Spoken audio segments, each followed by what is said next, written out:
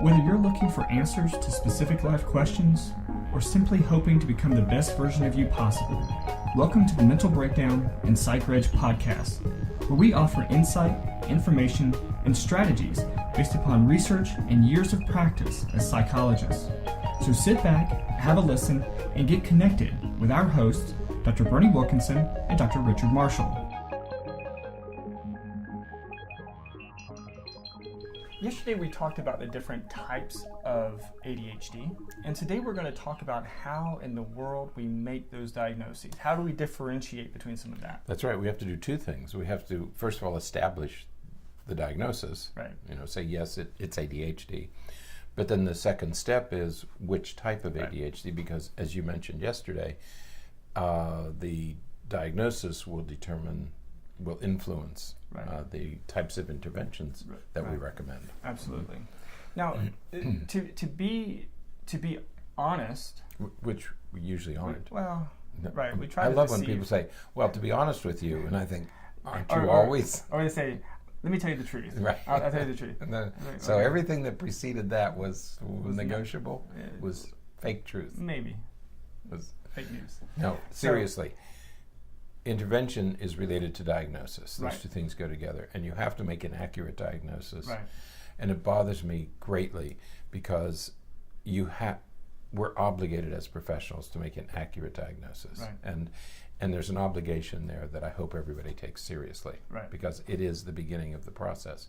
Make an accurate diagnosis, you're more likely to get effective interventions. Absolutely. So when it comes to the diagnosis, and again, in reality, the diagnosis, it's not super difficult from the perspective it's of not. most professionals, because what happens is, and I do have a bit of a beef with this, is that what will happen is the DSM-5 provides 18 symptoms, 18 behaviors. Right. All right, 9 that are inattentive behaviors, 9 that are hyperactive impulsive behaviors. Mhm. And if a person has 6 or more from either or both categories, then they're going to meet diagnostic criteria as long as the symptoms were before the age of 12, they cause impairment in functioning, and they happen in more than one setting. Right. And in that regard, it's a simple diagnosis to Right. make. Okay, it's a straight.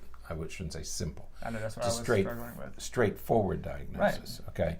And that is what most professionals, especially GPs, Right. pediatricians, general practitioners, that's what they will typically use. That's You know what? We look at these criteria, boom, okay, there's our diagnosis. That's right. You have 6, Mhm. and the rating scales that we use, Right. which we'll talk about in a minute, do just that. They say, Right. here are these symptoms, count them up. That's what we mean by it being straightforward. Right. Right. The reason that I have a little bit of a problem with that practice is because from whom are we getting that information? Right. Okay? Typically, we're getting that information from parents and teachers. Right. All right, so we want to look at the home setting and we want to look at the school setting, because again, part of the criteria is that the behaviors occur at an impairing level Right. in more than one setting. Right. They don't only occur in church or Right. in school or at home. Right. You say, well, it's fine at school, then it's probably not ADHD. Right. I mean, by definition. Right. But the problem is that we primarily get the information from the parents and the teachers, but we don't really get a lot of context. We don't get a lot of, we were talking earlier this week about some of the issues with the causes of ADHD, for example. Well, if a kid lives in a chaotic home, Right.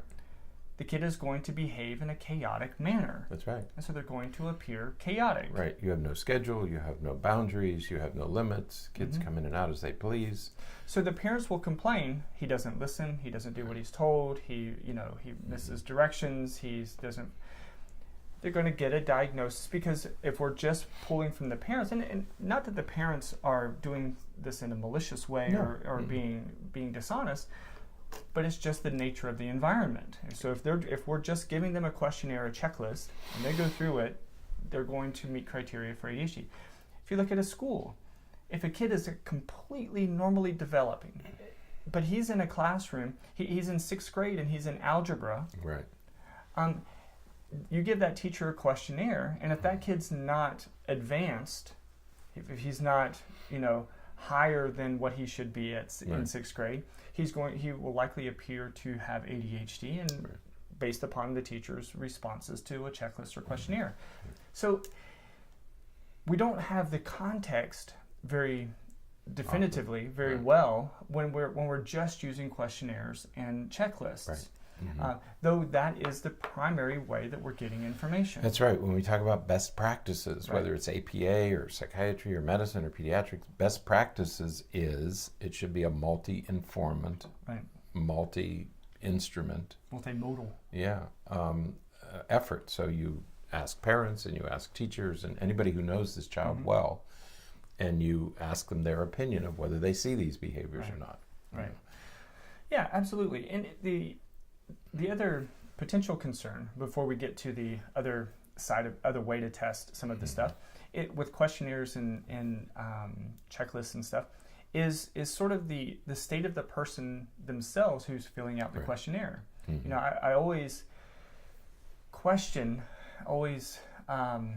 skeptical when I see some informants' responses, because their state of mind at the time that they filled out the questionnaire is going to likely influence the way in which they fill out the questionnaire. Or their agenda. For example, if you have a teacher who really wants to get a kid out of her classroom or wants to really move toward a diagnosis, they may overrate the symptoms. Or if this one kid in the class is just really different than a lot of the other kids, he's going to really stand out. And the teacher's going to think his behavior is far worse. But it may just be that everybody else in the class is... That's right. You have these magnet schools who don't have high rates of kids who misbehave. So you have a child with mild symptoms will look like a real outlier in that setting. So you're right. Context becomes important. But the instruments themselves remain the same. These are parent and teacher rating scales. And we have to rely on them because we have little else. Because these are, as we always say, these are clinical diagnoses. It's based on observation, not on lab tests or neuroimaging studies. Now, speaking of that, one of the other ways to kind of get an idea, and it's much more difficult to do this on an outpatient basis, but is to do observations. When we worked in the schools, we were able to go to the classrooms and hang out and watch the kid, peek through the windows and see how the kid's behaving, and you could actually look at the kid.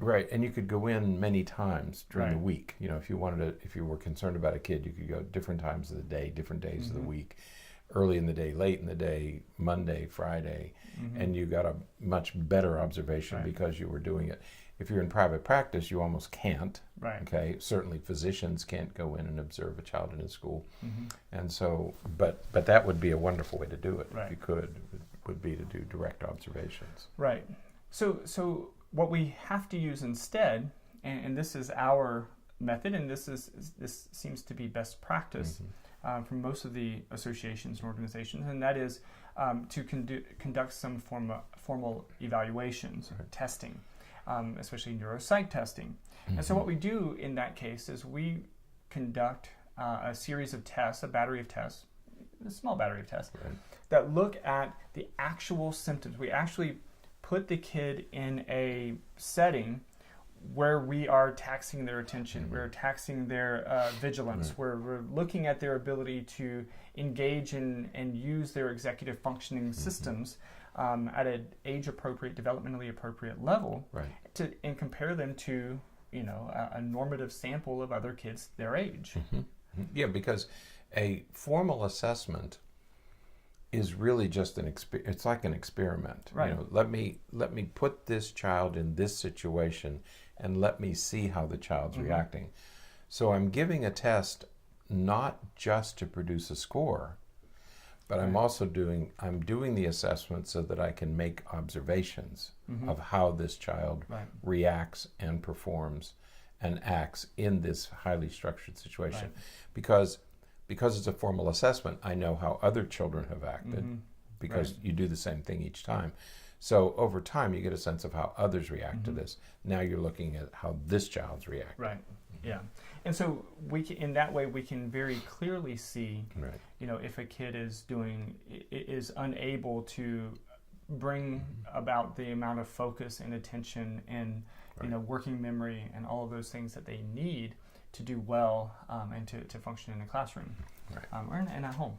So, so that type of direct assessment really is best practice because, while the information from the parent and teacher is important, we can't rely on that independently for making an accurate diagnosis. Right. Now, what we're doing with these rating scales, though, is we're looking at the first component, which is behavior, observable behavior. Right.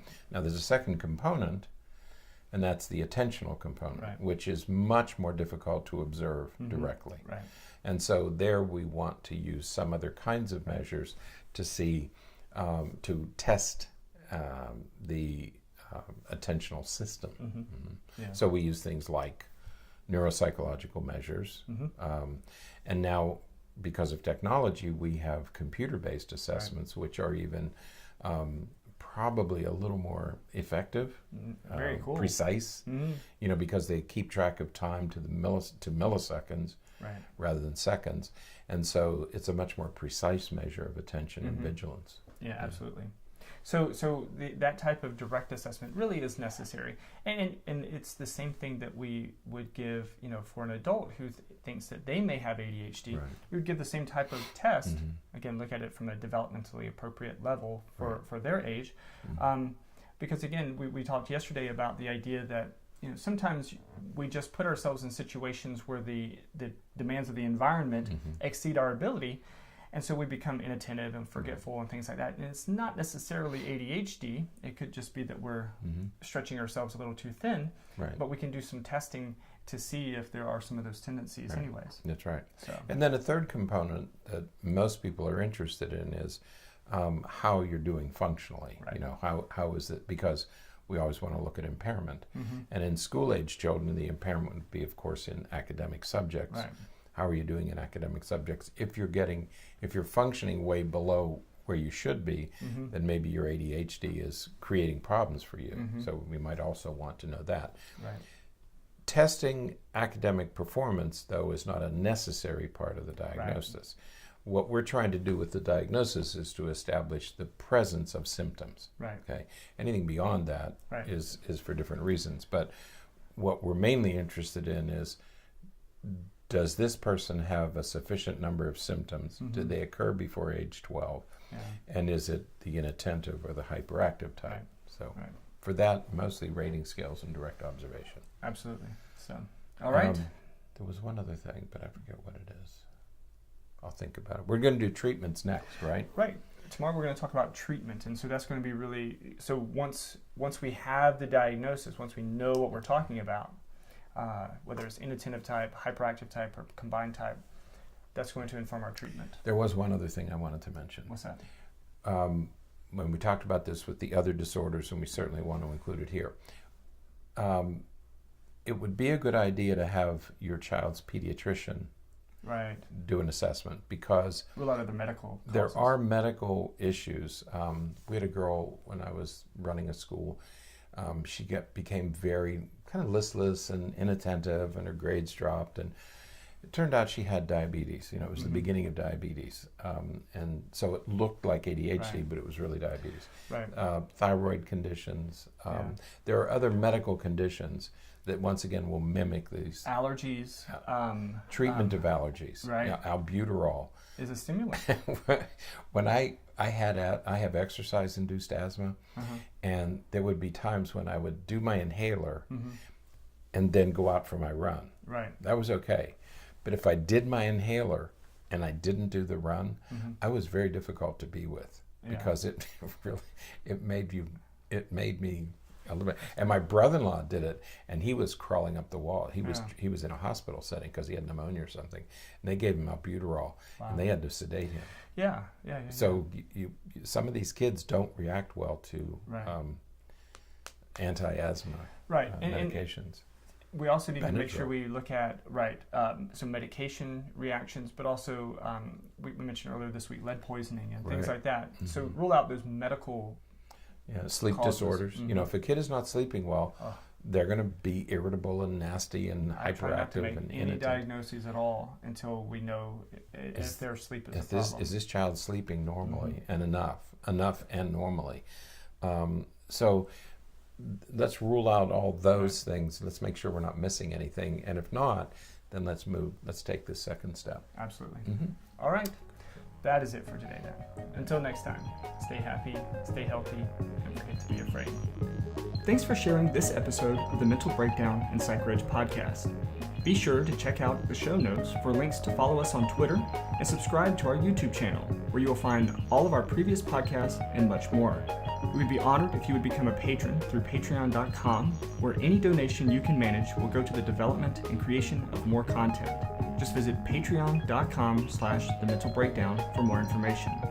Thanks again for listening. Have an awesome day, and we look forward to being back in your feed tomorrow morning.